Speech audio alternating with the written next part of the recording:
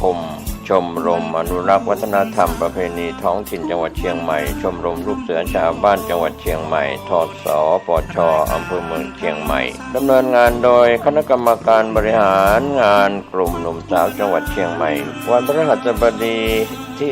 14กันยายนท่านกำลังติดตามรับฟังสถานีวิทยุกระจายเสียงพระพุทธศาสนาแห่งชาติและสังคมคลื่นเพื่อการศึกษาพระพุทธศาสนาและวัฒนธรรมระบบ FM 104.5 เมกะเฮิรตซ์รายการต่อไปเป็นรายการคดีโลกคดีธรรม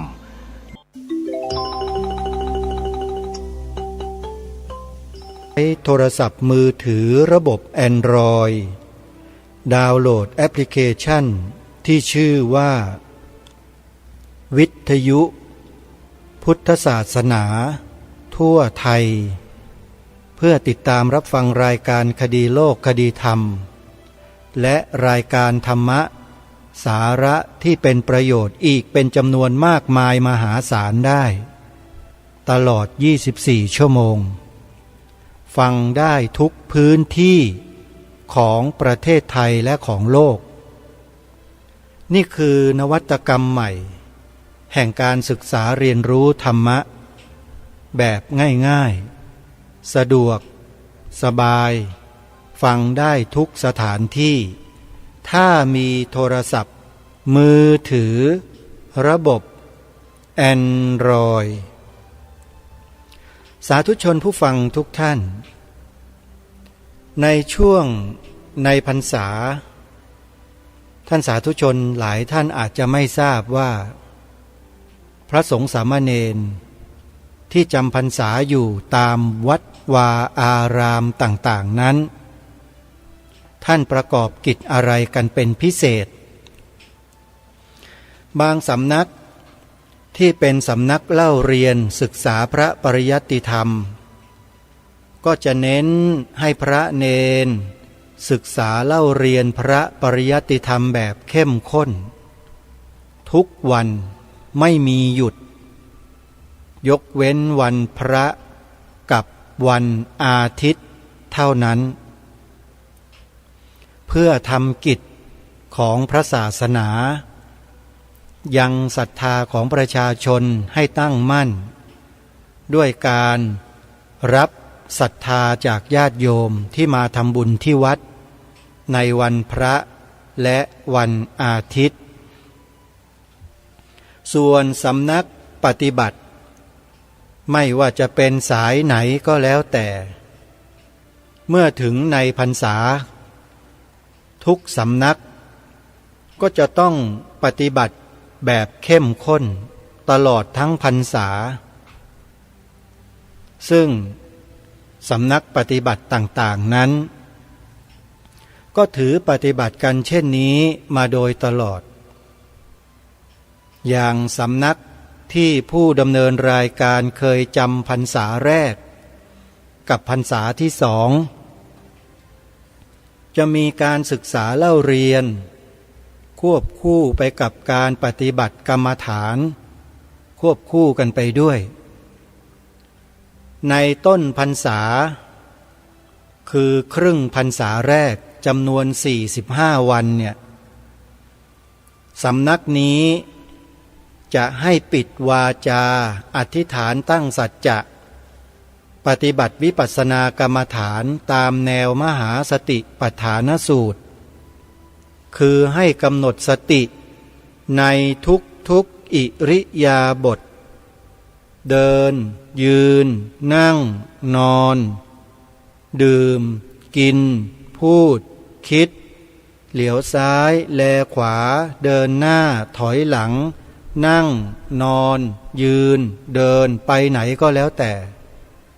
แม้แต่ความนึกความคิดก็ให้ใช้สติกำหนดรู้ดูอาการเป็นไปของความคิดด้วยเรียกว่าสรุปง่ายๆก็คือให้ใช้สติกำหนดรู้ดูรูปกับนามสองอย่างอย่าให้ขาดคืออย่าให้สตินั้นขาดจากการระลึกรู้ สิ่งที่เป็นรูปกับนามสองอย่างซึ่งเราเองในฐานะผู้ใหม่ก็ไม่เคยรู้ว่ารูปนามคืออะไรท่านบอกให้กำหนดความรู้เรื่องของความคิดเรื่องของความรู้สึกเรื่องของอาการเป็นไปของร่างกายทั้งหมดตั้งแต่ปลายผมจนถึงปลายเท้าใช้สติกำหนดรู้อยู่อย่างนั้นแหละ45 วันเต็มจำวัดช่วงกลางคืนกันแค่4 ชั่วโมงก็ต้องตื่นกันขึ้นมาบำเพ็ญภาวนาทำวัดสวดมนต์แล้วก็ปฏิบัติกรรมฐานกันต่อเนื่อง45 วันที่ประสบการณ์ชีวิตได้สัมผัสเป็นครั้งแรกของชีวิตก็ต้องขอบอกเล่ากับท่านผู้ฟังว่าเป็นประสบการณ์ที่มีคุณค่ามหาศาลอย่างยิ่งขอบอกได้เลยว่าเกิดมาชาตินี้ไม่เสียชาติเกิดแล้วที่ได้เดินเข้าสู่แนวทางแห่งสัมมาปฏิบัติคือการเจริญสติปัฏฐาน4ตามแนวทางของมหาสติปัฏฐานสูตรที่ครูบาอาจารย์ท่านสืบสารรักษาต่อยอดกันมาตั้งแต่รุ่นของท่านเจ้าประคุณสมเด็จพระพุทธาจารย์อาจอาสภะมหาเถระนำลงสู่ขบวนการปฏิบัติอย่างเข้มข้นโดยท่านเจ้าคุณพระธรรมธีรราชมหามุนีโชดกญาณสิทธิปรริยนธรรม9 ประโยคคณาจารย์เอกฝ่ายวิปัสสนาธุระของสังฆมณฑลของศาสนจักรไทยของเราในยุคนั้นขอบอกว่าเมื่อได้สัมผัสอารมณ์ที่เกิดขึ้นจากการเจริญสติปัฏฐาน4แล้วเนี่ยมันยากแก่การที่จะไปบอกกับใครที่ไหนได้ว่ามันสุดวิเศษเพียงใดพูดไม่ได้กล่าวแสดงกับใครก็ไม่ได้ได้แต่บอกกับทุกคนว่าดีเท่านั้นเองถ้าพูดมากกว่านั้นเยอะกว่านั้นเราก็อาจจะพลาดได้เดี๋ยวจะถูกโจทย์ว่าเป็นอาบัติปาราชิกเพราะอวดอุตริมนุสธรรมซึ่งก็เลยไม่พูดไม่คุยอะไรในยุคนั้นนะเมื่อ30 กว่าปีที่แล้วนะโยมอาตมาภาพไม่ได้หมายถึงตอนนี้ก็คุยได้แต่คุยในลำดับที่ไม่ใช่อุตริมนุสธรรมเพราะยังไม่ได้อะไรขนาดนั้นแต่มองเห็นแนวทางในการดำเนินไปสู่อริยมรรคอริยผลเนี่ยเห็นทางและทางเนี้ยเป็นทางที่ถูกต้องที่สุดและไม่มีทางอื่นใดเลยทางนี้ก็คือสติปัฏฐาน4ท่านผู้ฟังทุกท่านครูบาอาจารย์สายปริยัติศึกษาปรริยนธรรม8 ประโยคปรริยนธรรม9 ประโยคท่านเหล่านี้มีความรู้ไม่ธรรมดามีความรู้ฉกาจฉกันยิ่งกว่าด็อกเตอร์ทางโลกหลายเท่า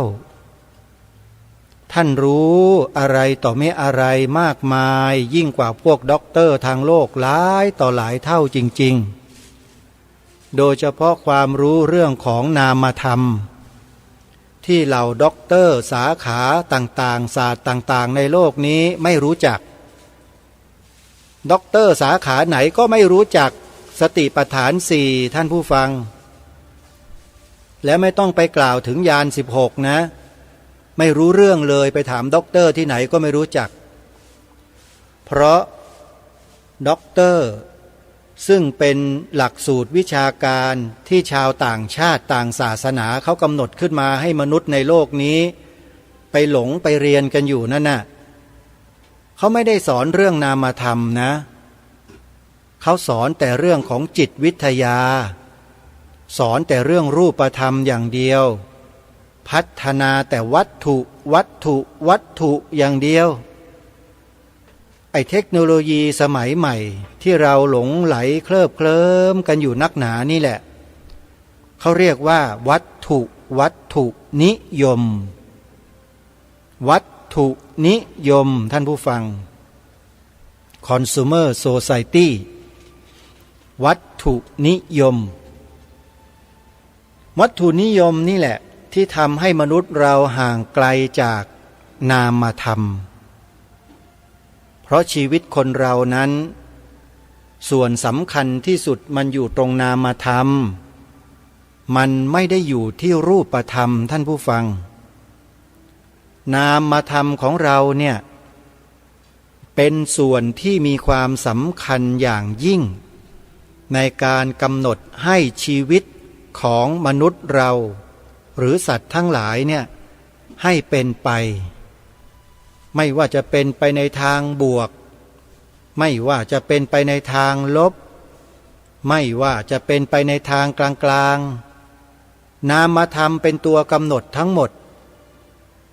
ถ้านามธรรมไม่กำหนดตัวที่จะดำเนินไปคือสังขารร่างกายวาจาของเรามันจะเป็นไปไม่ได้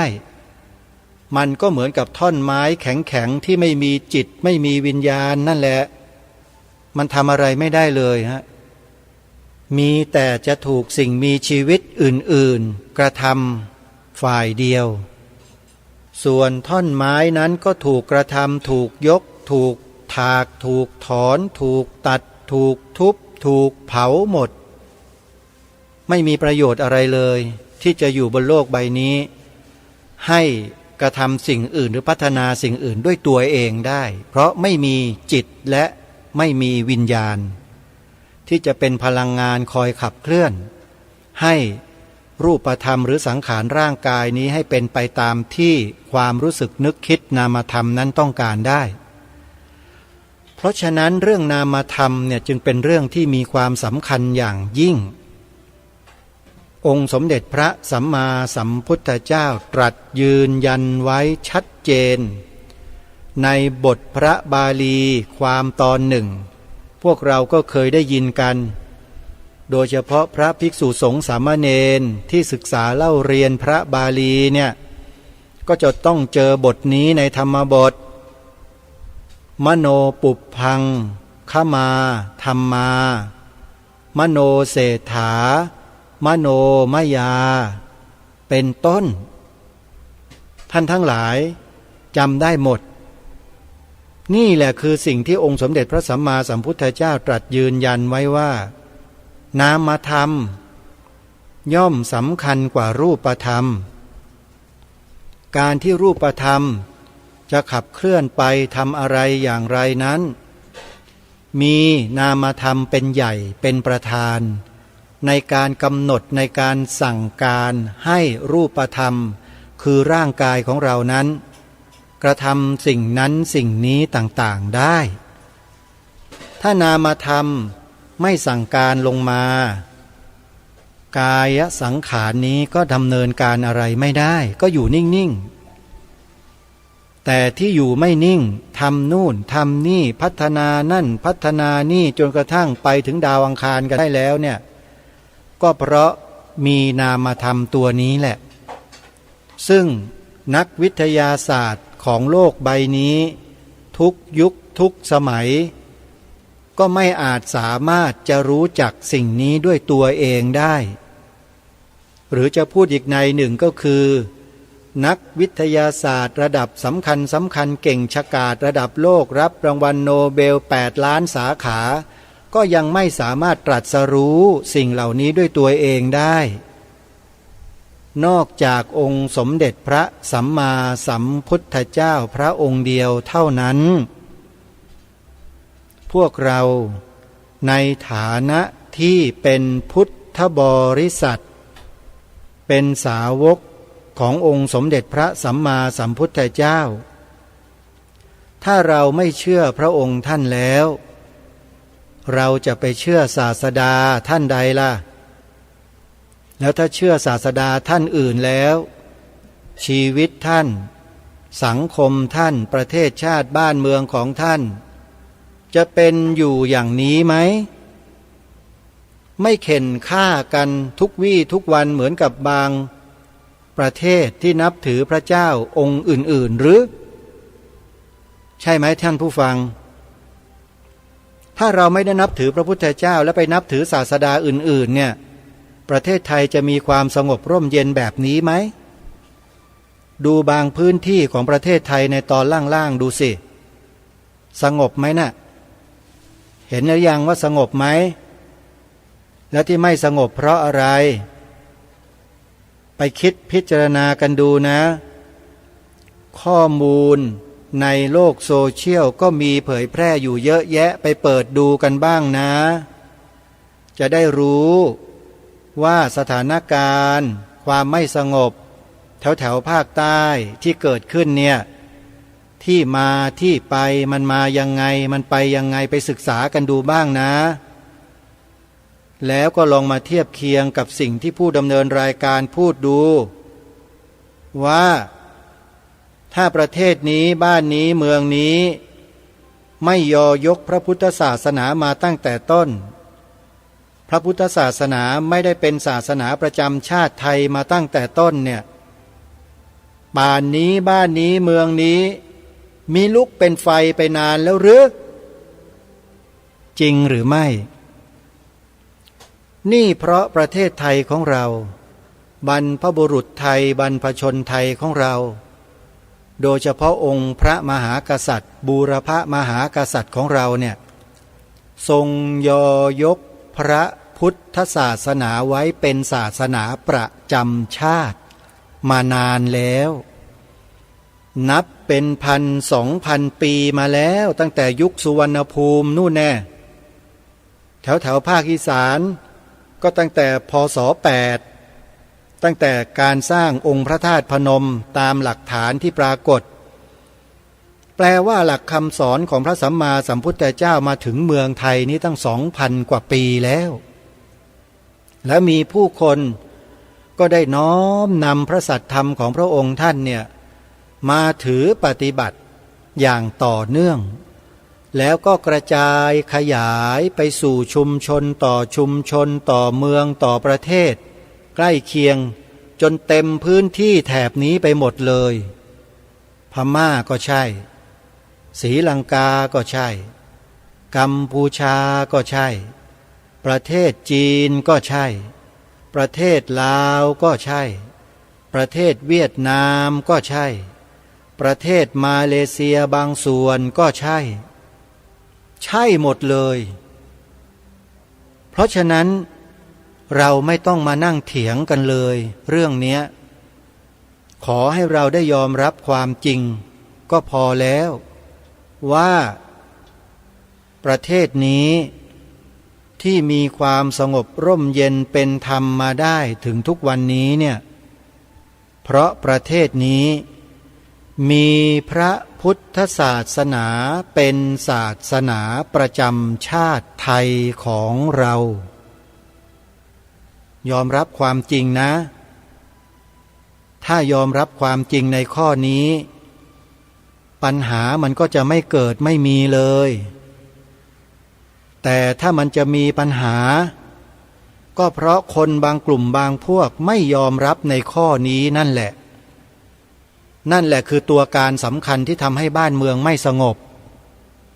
ขอให้พวกเราจงจดจำในข้อนี้ไว้ด้วยประเทศนี้เป็นราชอาณาจักรอันหนึ่งอันเดียวจะแบ่งแยกไม่ได้รัฐธรรมนูญแห่งราชอาณาจักรไทยบัญญัติไว้ชัดเจนในมาตราที่1ของประเทศเลยราชอาณาจักรไทยเป็นอันหนึ่งอันเดียวจะแบ่งแยกไม่ได้ คำว่าเป็นอันหนึ่งอันเดียวเนี่ยเป็นทั้งรูปธรรมและนามธรรมหรือจะกล่าวอีกในหนึ่งก็คือเป็นเอกราชเนี่ยพวกเราบางทีลืมคำนี้กันไปแล้วมัวแต่ไปหลงไหลเคลิบเคลิ้มในวาทกรรมของใครเขาอยู่ก็ไม่รู้จนลืมคำว่าเอกราชของชาติไปเลยรายการนี้จึงนำคำนี้แหละมาขยายให้ทุกท่านได้รู้ได้เข้าใจร่วมกันซ้ำๆบ่อยๆว่าประเทศไทยเราเป็นอันหนึ่งอันเดียวคือเป็นเอกราชนะจะแบ่งแยกไม่ได้นะและประเทศนี้เขาดูแลกันมาด้วยหลักธรรมคำสอนขององค์สมเด็จพระบรมศาสดาสัมมาสัมพุทธเจ้านะตั้งแต่ผู้ปกครองสูงสุดคือเจ้าฟ้ามหากษัตริย์ลงมาถึงพระบรมวงศานุวงศ์ราชสกุลราชนิกุลลงมาถึงมหาอามาตย์ราชมนตรีข้าราชการทหารตำรวจพลเรือนประชาชนต่างนับถือพระพุทธศาสนาเป็นศาสนาของชีวิต90 กว่าเปอร์เซ็นต์ทั้งประเทศและการกล่าวการแสดงสิ่งเหล่านี้จึงเป็นความเหมาะสมและถูกต้องโดยประการทั้งปวงจึงไม่อาจสามารถที่จะยอมให้ใครมาโต้แย้งมาคัดค้านต่อต้านความจริงในข้อนี้ได้รายการนี้จึงหาวิธีการป้องกันคนที่จะมาต่อต้านคัดค้านทำลายล้างความจริงข้อนี้ด้วยการรณรงค์ให้พวกเราทำกัน3 ข้อตามที่ได้ปรารภไว้เมื่อวานนี้ที่บอกว่าจะมากล่าวเรื่องนี้ต่อในวันนี้นี่เองจึงเกริ่นนำท่านผู้ฟังเอาไว้เช่นนี้เพื่อเป็นการสร้างความเข้าใจในเบื้องต้น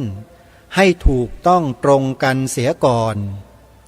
ให้ยอมรับความถูกต้องของชาติบ้านเมืองตัวเองให้ได้เสียก่อนที่จะลงลึกลงไปในความจริงนั้นให้เห็นเป็นรูปธรรมเพราะไม่เช่นนั้นมันก็ต่อต้านกันตลอดไม่เห็นด้วยตลอดเพราะมันไม่รู้ความจริงกันมันถึงต่อต้านกันโดยเฉพาะต่อต้านศาสนาพุทธไม่ให้เป็นศาสนาประจำชาติเนี่ยใครที่มันต่อต้านนั่นแหละตัวดีนักนั่นแหละบอกให้พวกเราเนี่ยจับตาดูคนพวกนี้เอาไว้มันไม่ใช่คนพุทธจริงมันปลอมเข้ามาแล้วมันก็มาคัดค้านสิ่งที่บรรพชนบรรพบุรุษเราสละเลือดเนื้อชีวิตรักษามาคัดค้านน่ะคัดค้านอะไรที่บรรพบุรุษใช้ชีวิตเลือดเนื้อรักษาแลกมารักษามาคืออะไรคือพระบวรพุทธศาสนานี่แหละคือสิ่งที่บรรพบุรุษเสียสละเลือดเนื้อรักษามาไม่ใช่สิ่งอื่นนะสิ่งอื่นไม่ต้องไปรักษาเพราะอะไรเพราะไม่มีใครไปต่อกลอนอยู่แล้วนะพระราชอำนาจก็ดีอำนาจหน้าที่ผู้บริหารตุลาการนิติบัญญัติไม่มีใครเข้ามาต่อต้านได้แต่พระบวรพุทธศาสนานี่แหละมีคนมันต่อต้านอยู่ตั้งแต่อดีตมาจนกระทั่งถึงปัจจุบันก็ยังต่อต้านกันอยู่เลยต่อต้านยังไงคนพวกนี้มันใช้กลวิธีที่แยบยลที่มีอุบายนะที่ชาญฉลาดคนพวกนี้มันไม่ไปถือป้ายไปก่อม็อบไปต่อต้านเหมือนอย่างที่ใครบางกลุ่มบางพวกเขาทำกันทางการเมืองไม่มีหรอกคนพวกนี้เขาไม่ทำเขาแทรกซึมเข้าไปแบบเงียบๆไปอยู่ในตำแหน่งที่มีอำนาจสั่งการแล้วเขาก็เริ่มแก้กฎระเบียบคำสั่งบางอย่างแล้วก็สอดแทรกระเบียบคำสั่งอันใหม่เข้าไปค่อยๆเป็นค่อยๆไปโยนหินถามทางไปเรื่อยๆใช้ระยะเวลายาว ณ10 ปี20 ปี50 ปี80 ปีเขาทนได้เขาวางทายาทสืบต่องานอันนี้กันมาอย่างต่อเนื่องตลอดมาจนมาถึงยุคพวกเราเนี่ยเรียกว่ายุค globalization ยุคข่าวสารข้อมูลยุคสื่อสารสารสนเทศจึงทำให้เราเห็นข้อพิรุธบางสิ่งบางอย่างในการบริหารกิจการบ้านเมืองในบางแง่บางมุมที่เกี่ยวข้องกับสถาบันสูงสุดของชาติไทยของเราโดยเฉพาะสถาบันพระพุทธศาสนามีการเล่นแร่แปรธาตุในข้อกฎหมายในระเบียบในคำสั่งในอะไรต่างๆที่ออกมาทำให้เราเนี่ยจับทางได้ว่ามันเป็นกระบวนการที่ส่งต่อกันมาเป็นลูกๆทอดๆแล้วในขณะเดียวกันก็ล้างสมองด้วยหลักสูตรวิชาการที่มีการเปลี่ยนแปลงใหม่เมื่อปีพระพุทธศักราช 2521 ยกกระบี่เลยหลักสูตรรักษาชาติดูแลชาติป้องกันชาติบ้านเมืองถูกยกเลิกหมดเลยหลักสูตรอะไรล่ะหลักสูตรชั้นประถมศึกษามีวิชาอะไรบ้างล่ะวิชาศิลธรรมวิชาหน้าที่พลเมืองวิชาประวัติศาสตร์ชาติไทยวิชาภาษาไทยวิชาอะไรต่างๆก็เถอะที่เป็นวิชารักษาชาติสืบสารความเป็นชาติถูกยกเลิกหมดเลยแล้วไปทำหลักสูตรกันใหม่ตั้งธงตั้งแท่งอะไรกันขึ้นมานั่นแหละอย่างที่เราเห็นกันอยู่ในปัจจุบันเนี้ยท่านก็ดูแล้วกันว่าเด็กๆนักเรียนที่ไปเรียนชั้นประถมเนี่ยเวลาเขาเดินไปโรงเรียนเขาเดินเหมือนอย่างพวกเราในสมัยอดีตไหมถือหนังสือไปแค่2-3 เล่มเท่านั้นเองก็ไปเรียนรู้ได้แล้วอ่านหนังสือภาษาไทยนี่คล่องปรอเลยเหมือนอย่างอาตมาเป็นต้นสอบวิชาภาษาไทยเมื่อไหร่ได้ที่1เมื่อนั้นโยมที่1ตลอดเลยเพราะเราให้ความสนใจให้ความใส่ใจในวิชาเหล่านี้วิชาประวัติศาสตร์ชาติไทยก็สนใจวิชาศิลธรรมวิชาหน้าที่พลเมืองก็ยิ่งสนใจใหญ่ก็เลยทำให้ผู้ดำเนินรายการที่เคยผ่านหลักสูตรวิชาของชาติบ้านเมืองรักษาชาติบ้านเมืองเหล่านี้มาแล้วเนี่ยจึงไม่อาจสามารถจะไหลไปตามวิชาหลักสูตรใหม่ๆที่มาล้างสมองคนไทยนั้นได้คือไม่ไหลไม่ไปอาตมาภาพไปเปิดดูหนังสือเด็กๆชั้นประถมในยุคปัจจุบันอ่านดูแล้วนะขอบอกว่าอาตมาไหลไปด้วยไม่ได้เลยมันหาจุดยืนจุดเด่นของความเป็นไทยไม่เจอเลยท่านจริงๆถ้าไม่ได้ไปเปิดดูตำรับตำราที่เด็กนักเรียนเขาเรียนกันเนี่ยจะพูดอย่างนี้ไม่ได้เลยฮะแล้วท่านทั้งหลายเคยได้ยินไหมว่าเด็กนักเรียนจบประถมปีที่6เด็กไทยเราเนี่ยอ่านภาษาไทยไม่ออกเคยได้ยินไหมเขียนหนังสือภาษาไทยไม่เป็นท่านเคยได้ยินไหมมีอยู่ช่วงหนึ่งจำได้ไหมฮะอาตมาภาพถึงขนาดว่าอุทานขึ้นมาแล้วว่ามันเป็นบ้าอะไรของมันเนี่ยบ้านเมืองนี้มันทำให้เด็กลูกหลานเยาวชนคนไทยเราเพี้ยนไปถึงขนาดนี้ได้เลยหรือเพราะฉะนั้นเรื่องของหลักสูตรการศึกษาชาติเนี่ยมันคือเรื่องของความเป็นชาติทั้งหมดถ้าเราไม่นำเนื้อหาสาระของความเป็นชาติที่บรรพชนบรรพบุรุษใช้ชีวิตเลือดเนื้อสืบสารรักษาต่อยอดกันมาไปจัดทำเป็นหลักสูตรให้ลูกหลานเราได้ศึกษาเรียนรู้ประวัติศาสตร์ความเป็นมาของบรรพบุรุษตัวเองขอบอกได้เลยว่าเด็กเยาวชนของเราในอนาคตเนี่ยพึ่งอะไรไม่ได้เลย พึ่งไม่ได้นะฮะจะพึ่งให้เขามารักษาความเป็นไทยไว้ไม่ได้เลยฮะเพราะอะไรเพราะเขาไม่มีข้อมูลเหล่านี้คือความเป็นไทยเนี่ยมันไม่ได้ถูกป้อนโดยการศึกษาเรียนรู้ไงเมื่อไม่มีแล้วเนี่ยเขาจะเอาข้อมูลอะไรเอาสาระอะไรเอาเนื้อหาอะไรมาทำการปกป้องรักษาสืบสารต่อยอดความเป็นไทยล่ะก็ในเมื่อหลักสูตรการศึกษามันไม่มีสอนไม่มีบอกสิ่งนี้กับลูกหลานของเราไงและมันเป็นทั้งประเทศอ่ะปีหนึ่งกี่สิบล้านคนที่ผ่านหลักสูตรเด็กๆเยาวชนเราลองคิดดูแล้วถ้าหากว่าเรานำเอาหลักสูตรของชาติบ้านเมืองกลับคืนมาเนี่ยเราก็จะได้เด็กๆลูกหลานเยาวชนกลับคืนมาทุกปีปีละกี่สิบล้านล่ะลองคิดดูสิฮะไอ้ที่เสียก็เสียไปแล้วเราก็สร้างสิ่งใหม่ขึ้นมาก็นำเอาวิชาศิลธรรมวิชาหน้าที่พลเมืองวิชาประวัติศาสตร์ชาติไทยวิชาภาษาไทยวิชาอ่านเอาเรื่องวิชาเรียงความเหล่านี้กลับมาให้ลูกหลานเราเรียนสิเรียนแบบเข้มข้นเหมือนดังแต่ก่อนนะให้เขารู้ให้ถึงพริกถึงขิงเลยให้มีจิตสำนึกเกิดขึ้นตั้งแต่เด็กๆเลยรักชาติศาสนาพระมหากษัตริย์ตั้งแต่เล็กๆเลยปลูกฝังกันให้เต็มที่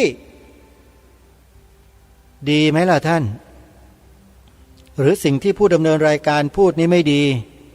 ไม่ถูกต้องไม่เหมาะสมยังไงไหมหรือมีใครคิดจะต่อต้านคัดค้านในข้อนี้ถ้ามี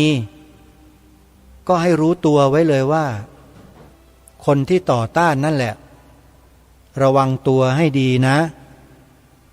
เดี๋ยวถ้าเกิดมีคนอื่นเขารู้เข้าจะอยู่บนแผ่นดินนี้ลำบากนะเพราะแผ่นดินนี้เป็นเอกราชนคร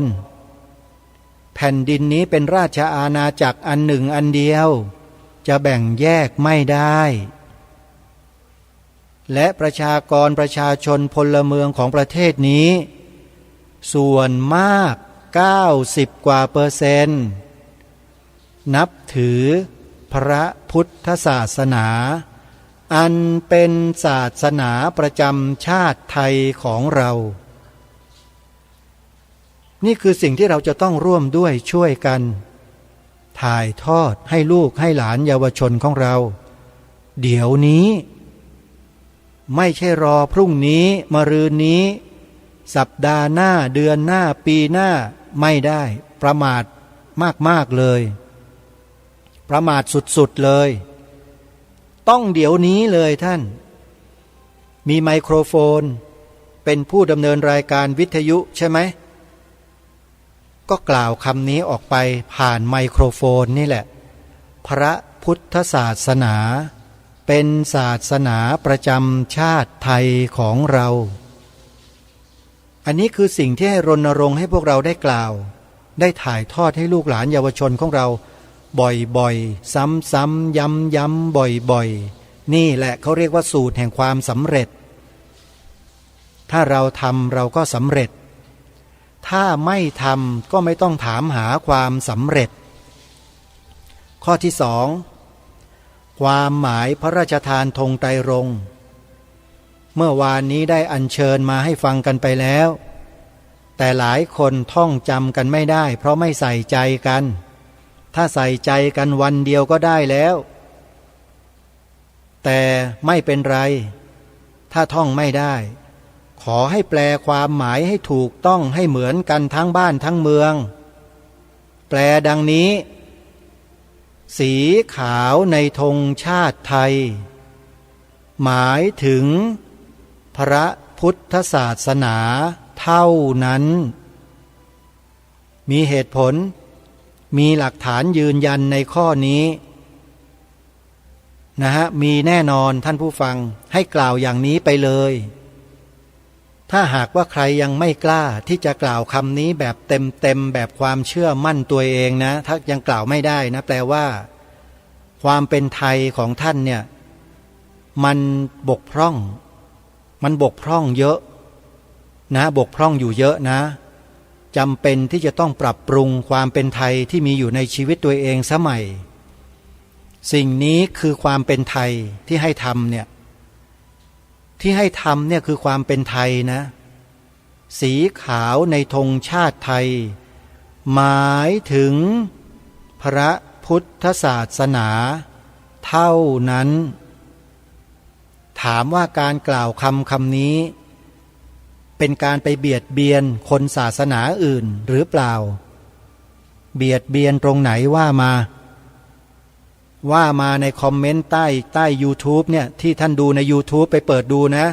แล้วช่วยเขียนข้อความคอมเมนต์มาหน่อยว่าการกล่าวคำนี้การแปลความหมายสีขาวในธงชาติไทยให้ถูกต้องตรงกับพระราชนิพนธ์ของล้นเกล้ารัชกาลที่6ที่พระราชทานความหมายธงไตรรงค์ไว้แก่พวกเราเนี่ยถามว่ามีใครเดือดร้อนแล้วมันไปเป็นการไปเบียดเบียนคนต่างศาสนาคนไหนมีไหมช่วยคอมเมนต์มาใต้ YouTube ด้วย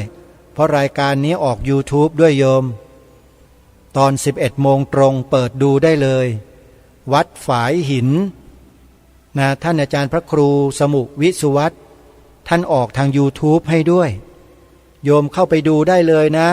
เข้าไป YouTube แล้วพิมพ์คำว่าคดีโลกคดีธรรมแล้วก็เขียนวันที่ไว้โยมก็จะได้ฟังทันทีทั้งย้อนหลังก็ได้นะไปมาเวลาก็หมดอีกแล้วท่านผู้ฟังแป๊บเดียวเท่านั้นพูดเรื่องนี้แล้วมันหมดไวมากไม่รู้มีใครไปหมุนเลื่อนเข็มนาฬิกาอาตมาหรือเปล่าเนี่ยหมดจริงๆเวลาท่านผู้ฟังก็ยังไม่จบนะฮะหน้าที่3ข้อยังเหลือข้อที่3เดี๋ยววันพรุ่งนี้ค่อยมาต่อสำหรับวันนี้เวลาของรายการหมดลงแล้วท่านผู้ฟังต้องขอสมมุติยุติรายการไว้แต่เพียงเท่านี้พบกับรายการได้ใหม่ในวันต่อไปขอความสุขความสวัสดีในธรรมแห่งองค์สมเด็จพระบรมศาสดาสัมมาสัมพุทธเจ้าจงปรากฏเกิดมีขึ้นในจิตใจของท่านผู้ฟังทุกท่านทุกคนเทอญ